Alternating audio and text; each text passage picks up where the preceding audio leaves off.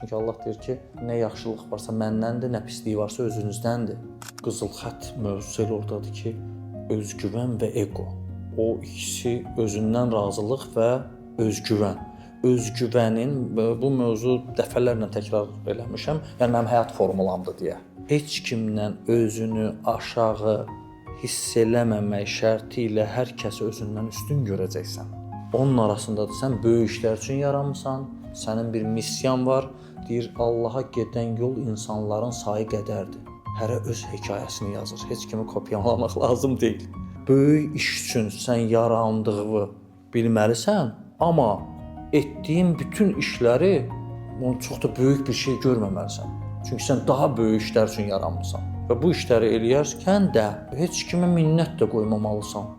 İmam Əli deyir ki, mən nə yaxşılıq etdimsə özümə etdim. O yaxşılığı o qiymətləndirdi, qiymətləndirmədi məni. Mən bu özümə yaxşılığım idi ki, mən yaxşılıq etdim.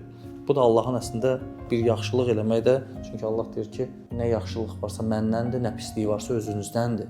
Sən bilməlisən ki, yaxşılıq Allahın lütfüdür ki, sənə qismət olub bu yaxşılıq etmək. Hətta namaz qılanlar var ha, ki, bəzən özünü biraz təkəbbür və yaxud da bu böyük əməldir, namaz qılmaq, həccə getmək.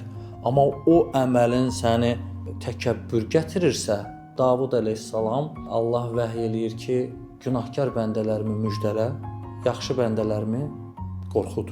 Yəni məna nədir? Ki, günahkar naümid olmasın, tövbə etsin, mən onu bağışlayaram, mən onun yanındayım. Və o yaxşı bəndə məsələsi ki var, təkəbbürlə bağlı ki var.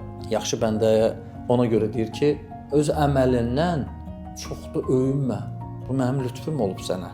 Yəni qorx ki, bu şey əlindən alınar.